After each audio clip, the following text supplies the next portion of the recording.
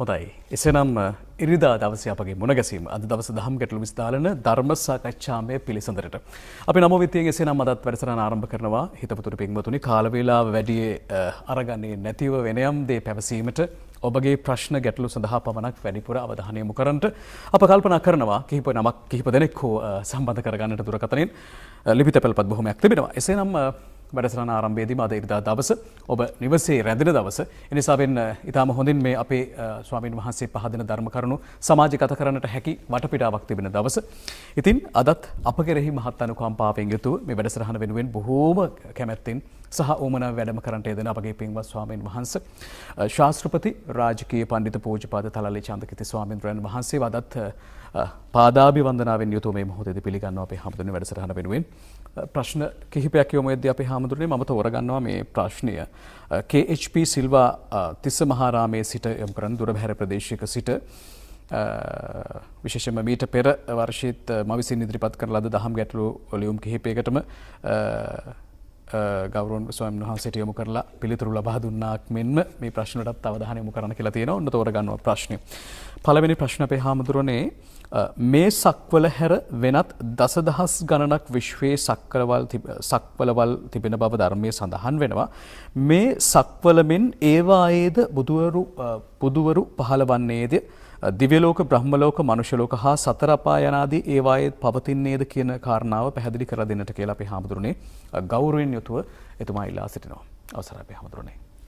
ඔව් චන්දන පළමුවෙන්ම ඔබටත් ඒ වගේම ස්වර්ණ වාහිනිය ඔස්සේ අපේ මේ වැඩසටහන නරඹන පින්වත් ඔබ සෑම දිනාටමත් අද දවසත් ඊටාම සුබ දවසක් වාසනාවන්ත දවසක් වේවා කියලා ප්‍රාර්ථනා කරනවා.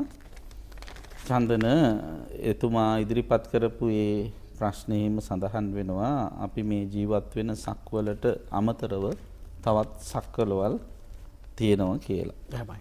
ඉතින් ධම්මචක්කප්පවත්තන සූත්‍ර දේශනාව ගත්තත් චන්දන දසදහසක් ලෝක ධාතුව පිළිබඳව සඳහන් වෙනවා. දසසහසී ලෝක ධාතු සම්පකම්පි සම්පවේදී කියලා මේ බුදුරජාණන් වහන්සේ ප්‍රථම ධර්ම දේශනාව පැවැත්වීමෙන් අනතුරුව දසදහසක් ලෝක ධාතුවම කම්පා වෙලා ගියා කියලා සාදුනාදෙන් ගිගුම් දුන්නා කියලා.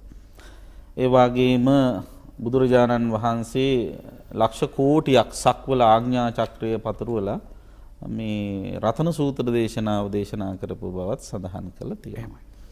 ඉතින් ඒ සක්වලවලත් චන්දන මේ සක්වලෙහි තියෙන විදිහටම මේ අපි සඳහන් කරපු ලෝක 31 තියෙනවා.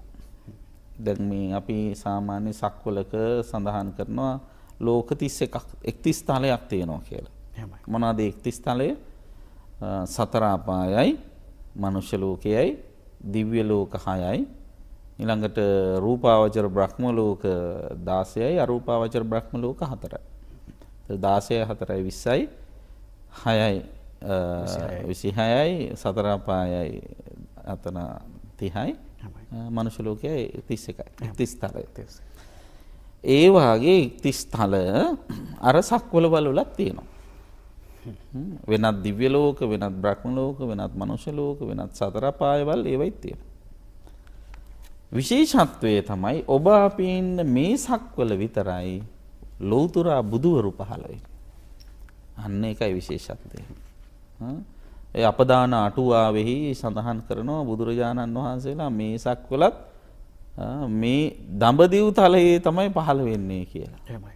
ඒ කියන්නේ බුදුවරයෙක් පහළ කරන්නට අවශ්‍ය සුදුසු වාතාවරණය සැකසීලා තියෙන්නේ ඒ කාල සීමාව වෙනකොට එන්නේ ওই දඹදිව කියන එක සඳහන් වෙනවා. අපේ හැමෝටම අවසරයි. එතකොට ඒත් එක්කම මිසදුටු අදහස් තියෙනවනේ බුදුවරයෙක් මේ අපේ රටේ පහළ වුණා කියන්නේ. ඒකට ඒ සංකල්පෙ හැම බැහැර වෙනවා. ඒ සියල්ල බැහැර වෙනවා. ඉතින් මේ වැඩි තියෙන්නේ චන්දන දැන් ඒ මිසදුටු අදහස් ප්‍රකාශ කරන අය ත්‍රිපිටකයේ එන ප්‍රකාශනයන් පිළිගන්නේ නැහැනේ. ඒකනේ.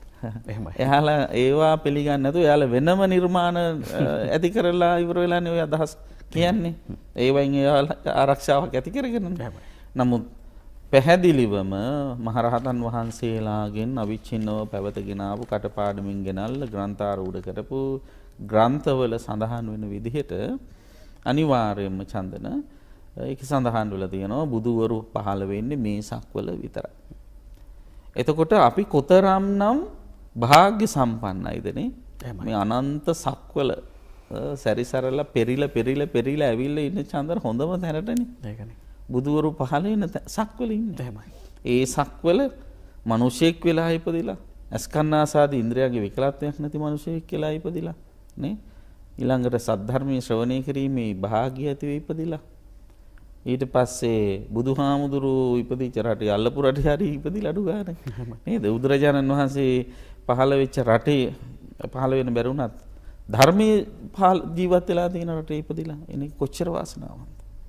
එතකොට අපි හරි භාග්‍ය සම්පන්නයි.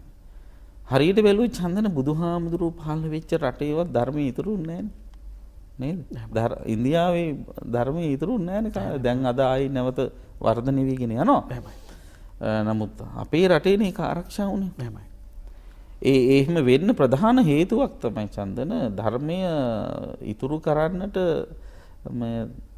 ඒ අය ඉඩ දුන්නේ නැහැ. විශේෂයෙන්ම මෝගල් ආක්‍රමණිකයෝ වගේ අය ධර්මය ආරක්ෂා කරගත්ත ප්‍රබලම පිරිසනේ චන්දන භික්ෂුන් වහන්සේලා. සමූල ඝාතනය ලක් කළා නේද? ඔව් සමූල ඝාතය දැන් අර නාලන්දා විශ්වවිද්‍යාලයට ගියාම තියෙනවා. අදත් කෞතුකාගාර දකින්න පුළුවන්. හාමුදුරුවෝ 12000ක් ස්වාමින් වහන්සේලා. දානේ වළඳ ඉඳෙද්දි ගිනිපත් මේ ඒ විශ්වවිද්‍යාල ගොඩනැගිලි වල ගිනි තියලා අපවත් කරලා තියෙනවා. එතකොට බුද්ධ ශාසනය රැකෙන චන්දන ගමක් පාසා චෛත්‍ය තිබුණ නිසා නෙවෙයි. පන්සල් තියෙන නිසා නෙවෙයි. පුස්තකාල පුරවල පොත් තියෙන නිසාම නෙවෙයි. බුද්ධ ශාසනයක් රැකෙන්නේ හාමුදුරුවෝ ඉන්නකොටයි. එතකොට එයාලා දැනගත්තා මේ දඹදිව තලයෙන් ශාසනය අතුගාල් දාන නම් කරන්න ඕනේ ප්‍රධාන දේ තමයි හාමුදුරුවෝ නැති කරන එක කියලා තමයි ස්වාමින් වහන්සේලා හොයා ඝාතනය කළ නැති කළේ. ඒ නිසා තමයි බුදුන් උපන් දේශය තුල භික්ෂුන් වහන්සේලා අහිමි වීම තුල ශාසනය අතුරුදහන් වුණේ. නමුත් අපේ රටේ එහෙම නෙවෙයි. අපේ රටේ ජාතිය මුර දේවතාවුන් වහන්සේලා හැටියට සලකගෙන භික්ෂුන් වහන්සේලා දිවි හිමියෙන් ආරක්ෂා කරගන්න අපේ බෞද්ධ පෙළඹෙලි ඉන්නවා. ඒ නිසාම හාමුදුරුවරු තමන්ගේ උපරිම දායකත්වයේ කැපවීම මත මේ නිර්මල බුද්ධ ධර්මයේ දායාදේ ආරක්ෂා කරගෙන එනවා. ඉතින් යන්නේ ඒ ආරක්ෂා කරගෙන එන භික්ෂුන් වහන්සේලාට බුදුහාමුදුරු බොහොම ලස්සන අවවාදයක් කරන චන්දන. කුමක්ද අවවාදය? මේ කල්යාණ ප්‍රතිපදා කල්යාණ වැටේ අන්තිම පුරුෂයා නොවන්න කියලා කියනවා. මේ කල්යාණ වැටේ අන්තිම පුරුෂයා නොවන්න. අන්තිම පුරුෂයා වෙනවා කියන්නේ මම හොඳයි මගෙන් පස්සේ ඕන දෙයක් වෙච්චාවි කියලා අතහැරලා දානවා. නමුත් එය නෙවෙයි අපේ කාර්යභාරය. අපේ කාර්යභාරය විදිහේ අපි මේ දබාපු මේ ධර්ම ප්‍රතිලාභය තව කෙනෙකුට දායාද කරන එක. එතකොට දැන් අපි දැන් ඔබයි මායි මේ කරන්නේ අන්තිම පුරුෂයා නොවන වැඩසටහන. තව කෙනෙකුට මේකේ අගය පැහැදිලි කරලා දෙන එක. මේක වටිනාකම කියලා දෙන එක.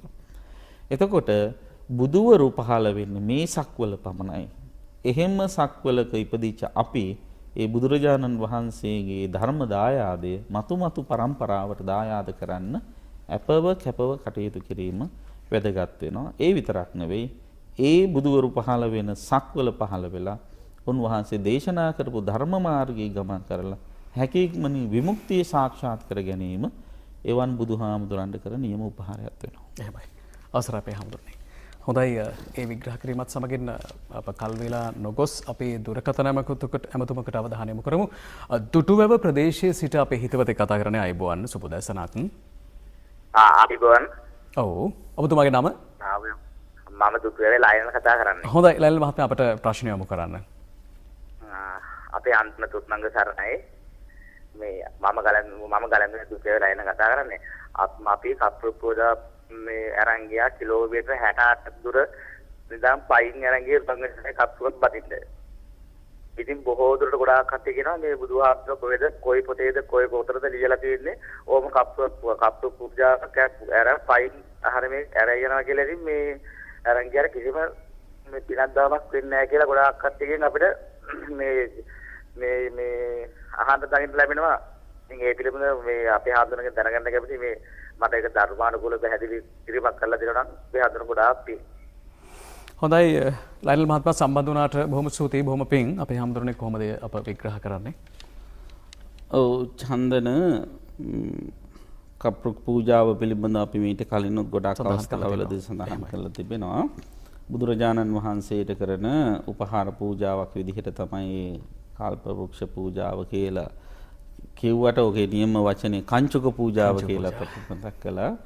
ගොඩාක් වෙලාවට බෞද්ධ කොඩියක් හෝ එහෙම නැත්නම් සිවුරු රෙද්දක් අරගෙන ගිහිල්ලා පලන්දන එක. මාත් දැකලා තියෙනවා චන්දන ඔය අනුරාධපුරයේ පැත්තේ එහෙම යනකොට සදහැ සම්පන්න උපාසක උපාසිකාවෝ බොහෝ දුර ඉඳලා අර කිව්වා වගේම කිලෝමීටර් 50 60 30 40 ඔය වගේ ඈත ඉඳලා මේ තමන්ගේ ගමේ පන්සල ඉඳලා සමහර වෙලාවට පෙර හැදිලා කප්පුරුක වඩම්මගෙන දිග ඇරගෙන මේ කංචුකය මේ රෙද්ද මේ බෞද්ධ කොඩිය දිග ඇදලා අරගෙන යනවා. අරගෙන බුදු ගුණ කී යනවා.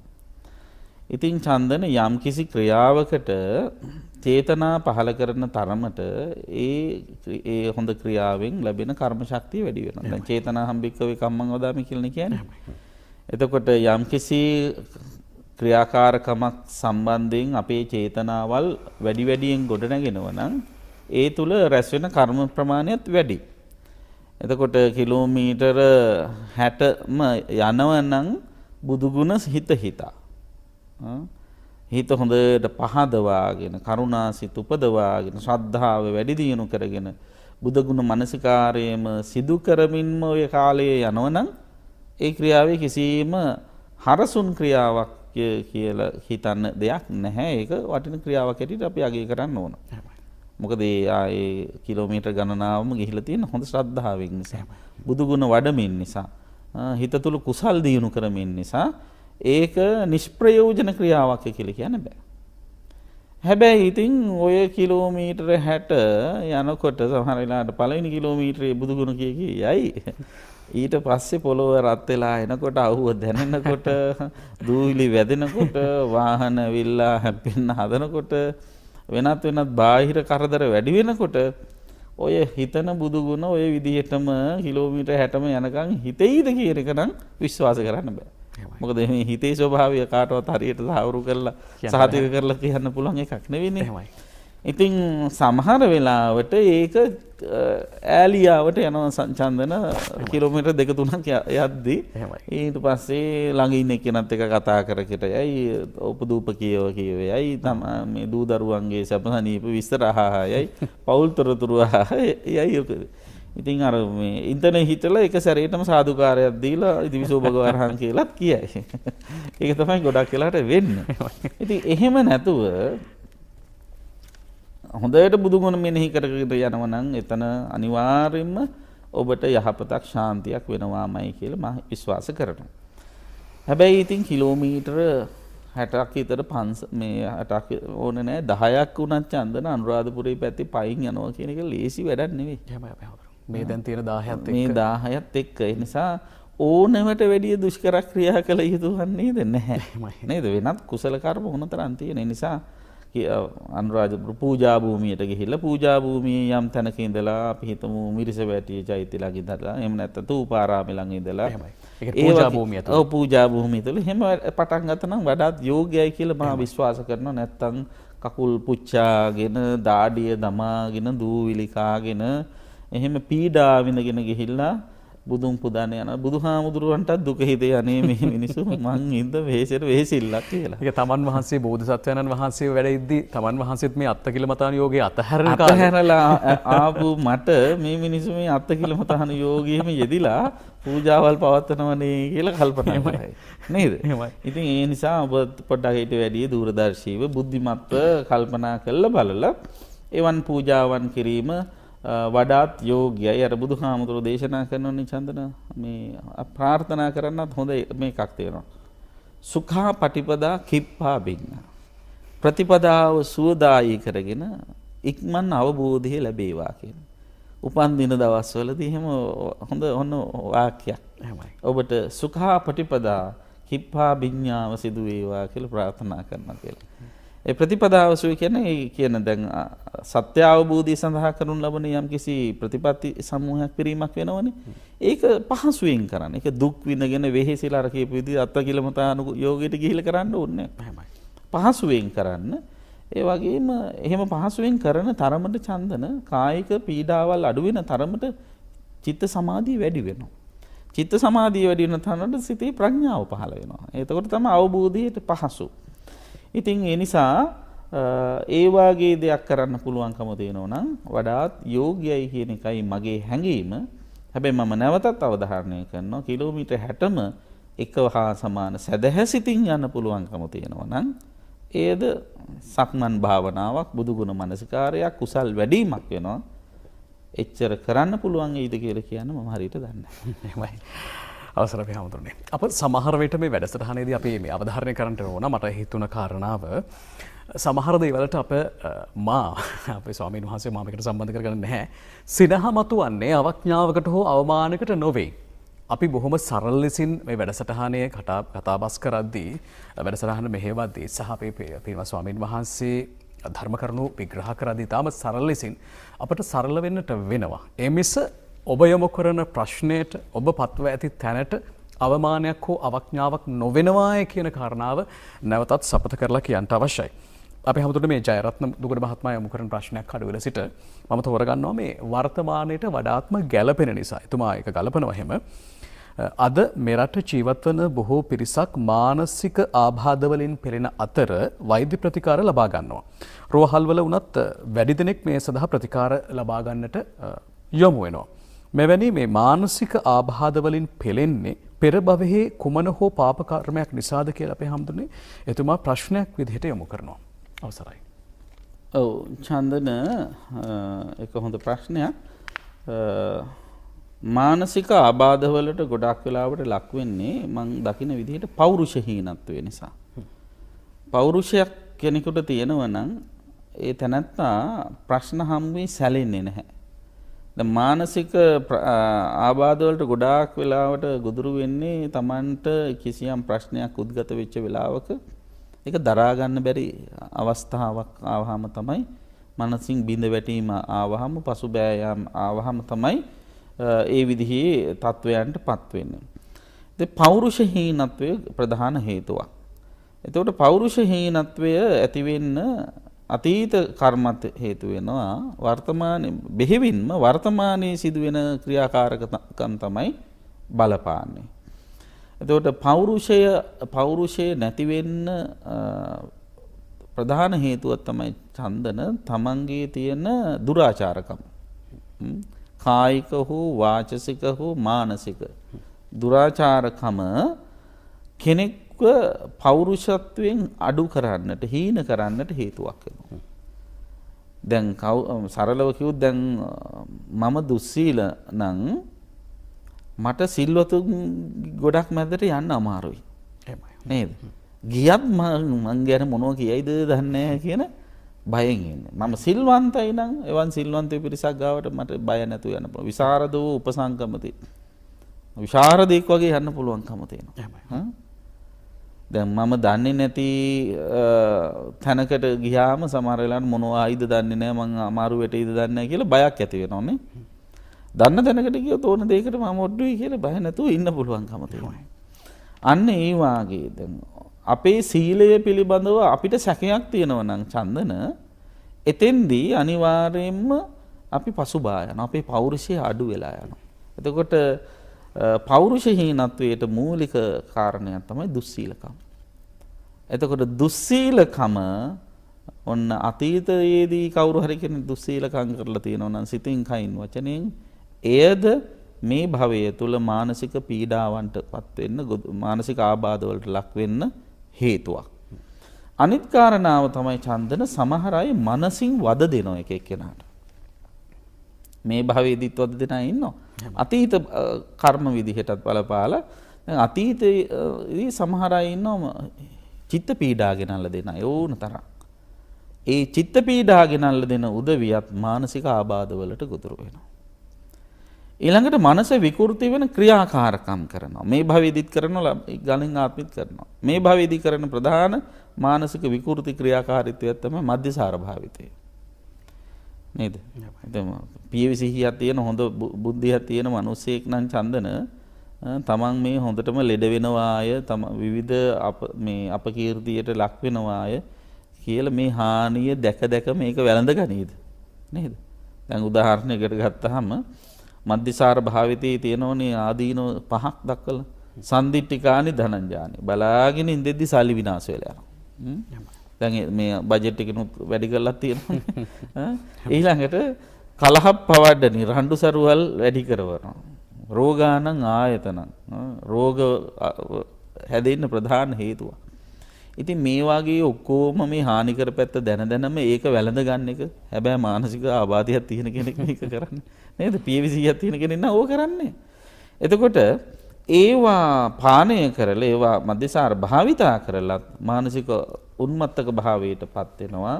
අනිත් අයට ඒව ලබා දීලත් උන්මත්තක භාවයටපත් වෙනවා. දැන් සමහර අය හිතාගෙන සමහර නෝනල හිතාගෙන ඉන්නේ මහතුරුනේ බබොනේ අපිට අදාළ නැහැ කියලා. සමහර ওই මානසික ආබාධ වලට කාන්තාව ලක්වන්න ප්‍රධාන හේතුවක් තමයි මොකද්ද? බොන අයට උදව් කරලා බයිට් එක හදලා දීලා වීදුරු ටික ගෙනල්ලා දීලා වෙනත් ආකාරයෙන් ඒව සාධාරණීකරලා අනේ ඉතින් අපේ මහත්තයා මේ ඉඳලා හිටලා චුට්ටක් බොනවා තමයි බිව්වත් ඉතින් අපි ගැන නොසොයා ඉන්නේ නැහැ අපි ගැනත් හොයලා බලනවා බිව්ව දවසට විශ්වාස කරන්න පොඩි ළමයා වගේ ඇවිල්ලා බුදිය ගන්න ඕනේ. මොන ලැජ්ජ නැති කතාවක්ද මේකනේ. පොඩි ළමයි වගේ බුදිය ගන්න එක මහතුරුගේ වගේ තියෙනවා. නේද? අන්න ඒ වගේ තත්ත්වයට ඇදලා දාන කට්ටිය තමයි මානසික ආබාධයට ගොදුරු වෙන්නේ. ලෙඩ්ඩු බවටපත් වෙන්නේ. ඉතින් ඒ වාගේ සංසාරිකව කරපු අකුසල කර්මවල විපාක විදිහටත් චන්දන මානසික ආබාධ වලට ගොදුරු වෙනවා. දුස්සීලකම් මුල් කරගත් ක්‍රියාකාරකම් වලින් විපාක නිසා මානසික ආබාධ වලට ගොදුරු වෙනවා. මනසට වද දීපු අයත් මානසික ආබාධ වලට ගොදුරු වෙනවා. ඉතින් එය අතීත කර්ම විපාක විදිහටත් එන ගමනේ මේ භවයේදී කරන ලබන කර්ම විපාක වල ක්‍රියාකාරීත්වයක් අනිෂ්ට විපාකයක් විදිහටත් එවන් අවාසනාවන්ත තත්වලට ගොදුරු වෙනවා. එහෙමයි. අවසරයි අපේ හැමෝටම මම හිතන්නේ අර අපේ ස්වාමීන් වහන්සේ සඳහන් කළාසෙම මේ වර්තමානයේ වඩාත්ම ගලප ගන්නට පුළුවන් සහ වර්තමානයේ වඩාත් අත්විඳින්නට වන සමාජ තත්ත්වයක් ප්‍රවණතාවයක් විදිහට අපි දකිනවා. අපේ හැමතුනේ මේ බොහෝ උත්සාහයක් දරලා එක මහත්මයෙක් අපව සම්බන්ධ කරගන්න උත්සාහ කරනවා. බලපුවහම මේ අද දවසේ දහම් ගැටළු විසඳාලන මේ ධර්ම සාකච්ඡා පිළිසඳරට සම්බන්ධ වෙන උත්සාහ කළා බැහැ කියන තැන ඉඳලා අවසානයේදී එතුමා කොහොම හරි ඊමේල් පණිවිඩයකින් එතුමාගේ ප්‍රශ්නයක් යොමු කරනවා. මේ අශෝක මහින්ද ජයසිංහ මහත්මයාගේ ප්‍රශ්නය මා විමසන්නේ. එතුමා විමසන ප්‍රශ්නේ බොහොම සරලව ගත්තොත් අපේ හාමුදුරනේ මේ කතරගම දෙවියන් ස්කන්ධ කුමාරයා සහ බුදුදහම අතර යම් සම්බන්ධයක් තිබෙනවාද? ඒ පිළිබඳව යම් කිසි සූත්‍ර දේශනාවක සඳහන් වෙනවාද කියන කාරණාව එතුමා ප්‍රශ්නයක් විදිහට යොමු කරනවා අපේ හාමුදුරනේ. අවසරයි. ඔව් ත්‍රිපිටකයේ මුල් පෙළ ඇසුරෙහි නම් කතරගම දෙවියන් සහ මේ බුදුදහම අතරේ සම්බන්ධයක් නැහැ චන්දන. පසුකාලීන වංශ කතා ආශ්‍රිතව නම් ඔය කතරගම දෙවියනුත් දහමට සම්බන්ධ කරලා ඈඳලා තියෙනවා. මම අර කලිනුත් මතක් කරලා තියෙනවා කොතෙකුත් අවස්ථාවලදී ඇතැම් දෙවියන්ට සුජාත භාවය ලබා දීමේදී මේ බුද්ධ දහමත් සම්බන්ධ කරලා තියෙනවා කියලා. දැන් චන්දන දේව නිර්මාණවාදය ගැන කල්පනා කළොත් ඉස්සෙල්ලාම තිබිලා තියෙන ඒක දේවවාදය කියලා. ඒක දේවවාදය කියන්නේ මුළු ලෝකෙම එක දෙවියෙක් ඒ දෙවියා යටතේ තමයි මුළු ලෝකෙම පවතින්නේ කියන හැඟීම තමයි ඒක දේවවාදය කියන්නේ. ඒක පසුකාලීන විකාශනයට ලක් වුණා බහුදේවවාදය කියලා. බහුදේවවාදයේ තුලදී බොහෝ දෙවියන් 33 කෝටියක් දෙවියන් ආදී වශයෙන් බෙදිලා ගියා. මිනිස්සු දේවත්වයේ ආරෝපණය කළා අජීවී ස්වාභාවික වස්තුන්ට හිතා ගන්න බැරි යම් යම් දේවල් වලට වැස්සට, අවුවට, ගින්නට, හුළඟට ඒවාට දේවත්වය ආරෝපණය කරලා වෙන අකුණු වලට දේවත්වය ආරෝපණය කරලා ගරු සැලකිලි දැක්වුවා. තමන්ගේ බයපක්ෂපාතකම දැක්වුවා. ඒ වගේම දේවත්වයේ පුද්ගලත්වය ආරෝපණය කළා සමහරව. ඒ කියන්නේ දැන් හොඳ සත්පුරුෂ මිනිස්සු ලෝකයට වැඩ කරපු ලෝකයට ශාන්තිය උදා කරපු පුද්ගලයෝ මැරිලා ගිහිල්ලා දෙවියෝ වෙලා උපදිනවා කියන. ඒ අනුව සුමන සමන් දෙවියන්, කතරගම දෙවියන්, ඊළඟට තවත් මහසෙන් දෙවියන්, රංවල දෙවියන් ආදී වශයෙන් මේ ප්‍රාදේශීය දෙවියන් නිර්මාණය වීම සිද්ධ වුණා. ඉතින් මේ දේව නිර්මාණවාදය ගත්තහම චන්දන මේ ඈත අතීතයේ ඉඳලාම ආපු එකක්. මේ මිනිස්සු තමයි පසුකාලීනව මේ දෙවියන්නුත් නිර්මාණය කළා තියෙන හරියට. දෙවියන් විසින් නිර්මාණය වුණා නෙවෙයි මිනිසුන් විසින් දෙවියන් නිර්මාණය කළා තියෙනවා. මොකක්ද හේතුව? ලෝකයේ තියෙන මේ ධර්මතාවයන් විග්‍රහ කරන්න යාම තුල යාලට ඒක දරා ගන්න විග්‍රහ කරගන්න බැරි වුණාම එයාලා ලේසියෙන්ම කරන වැඩේ තමයි ඒක දෙවියෙක් කියලා දේවත්වය ආරෝපණය කරන එක. දැන් ඉස්සර කාලේ ඉඳලා තිබිච්ච මතයක් මම කියන්නම්. දැන් මේ ලෝකය තියෙනවා. ලෝකයේ කවුරු හරි කෙනෙක් මැව්වා. ලෝකය ආරම්භ වුණා, පවතිනවා, නැති වෙනවා. කවදා හරි ලෝක විනාශ වෙනවා කියලා සංකල්පයක් තියෙනවා. ලෝකයේ ආරම්භයක් සිද්ධ වුණා, ලෝකයේ පැවැත්මක් තියෙනවා, ලෝකේ කවදා හරි විනාශ වෙනවා කියලා. ඔන්න ඕක ඔය කියන ස්වාභාවික සිද්ධීන් තුන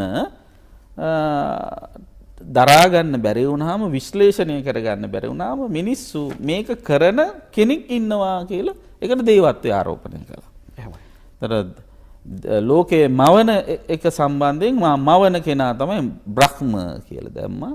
ඊට පස්සේ ලෝකේ පවත්වාගෙන යන කෙනා තමයි විෂ්ණු කියලා දැම්මා. ඊළඟට ලෝකේ විනාශ කරන ලෝක විනාශයේදී ක්‍රියාත්මක වන ප්‍රබල චරිතය මහේශ්වර කියලා ත්‍රිමූර්තියක් විදිහට දැම්මා. ඔය ගෝඩ් කියන වචනයත් නිර්මාණය වෙලා තියෙන්නේ ඔන්න ඔය ඇසුරෙන්. ගෝඩ් කියන G අකුරෙන් ගෝඩ් කියලා කියන්නේ මොකක්ද මේ ජෙනරේටර් කියන එක. නිර්මාපකයා ලෝකයේ ජෙනරේට් කරපු කෙනා. ඊළඟට ඕ අකුරෙන් එන්නේ ඔපරේටර්. ඔපරේටර් කියලා කියන්නේ පවත්වාගෙන යන කෙනා කියන එක.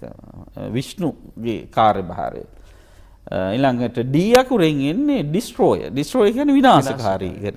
විනාශය කියන්නේ ලෝක විනාශය සිද්ධ වෙන මහේශ්වර කියන එක.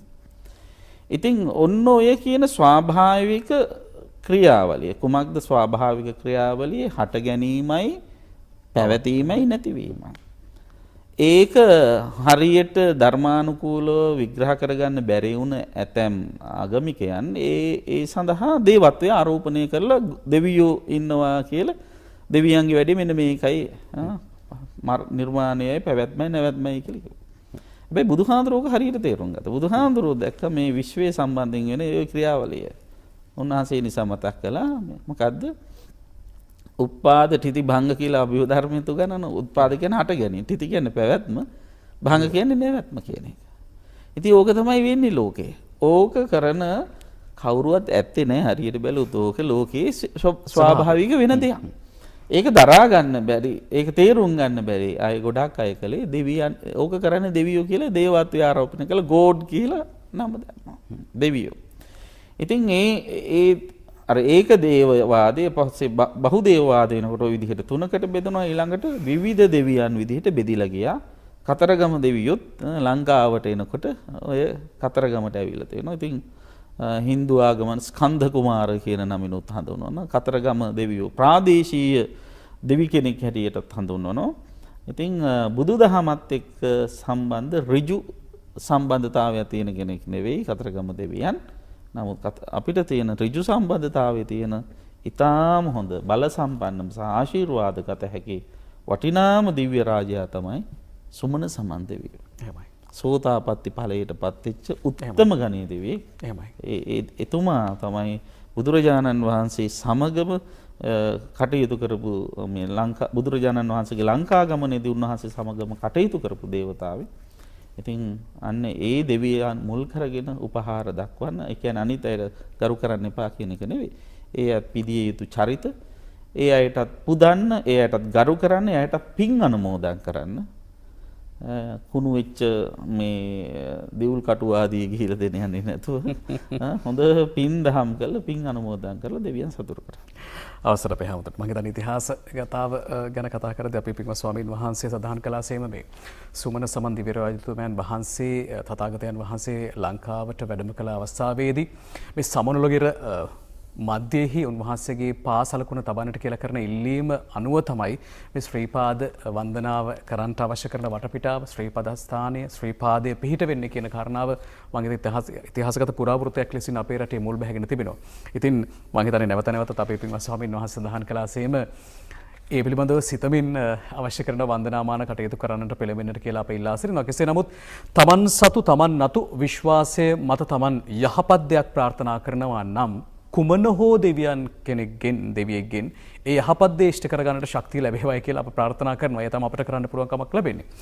ඉතින් එසේනම් අදත් කාල වේලාව ඉක්ම යන බැවින් අප අද දවසේ මේ දහම් ගැටළු අපේ ධර්ම සාකච්ඡාමය පිළිසතරෙන් සමුගන්නට කල්පනා කරනවා. නැවතත් ලබන සතියන්තයේදී ශනිදාවේ මුණ ගැහෙන බලාපොරොත්තු වෙමින් අදත් ඔබ මා කෙරෙහි මහත් අනුකම්පාවෙන් වැඩම කරන්නට යෙදුණු විශේෂයෙන්ම ත්‍රිපිටක ධර්මයේ ආශ්‍රය නිෂ්ක්‍රය කරගනිමින් නිවැරදි දහම මේ මුළු සමාජයටම සමාජගත කරන්නට වෙහෙසන අපේ පින්වත් ස්වාමීන් වහන්සේට අප සියලු දෙනාම එක හිතින් පුණ්‍යානුමෝදනා එක්කාසු කළ යුතුයි. ශාස්ත්‍රපති රාජකීය පඬිතු පූජ්‍යපාද තලල්ලේ චන්දකිති ස්වාමීන් වහන්සේට අපේ හැමදෙනා අවසරයි. ඔබ වහන්සේට අප සමුදින ගමම්ම අප ප්‍රාර්ථනා කරනවා ආයුරාරෝග්‍ය සම්පන්නිය චිරජීවනය ලැබේවා. සහ කරන කියන සියලුම මේ ධර්ම ප්‍රචාර කටයුතු සියල්ලක්ම නිසියාකාරයෙන් කරන්නට අවශ්‍ය කරන වටපිටාව මානසික ශක්තිය කායික ශක්තිය නිබඳවම සැලසේවායි කියන ප්‍රාර්ථනාව සමගින් අපි ඔබ වහන්සේට සමුදනවා. එසේනම් අප දැන් මේ සව්වේ සිට යොමු වෙනවා දවස ඉතිරි වැඩ කටයුතුකට කරන්නට.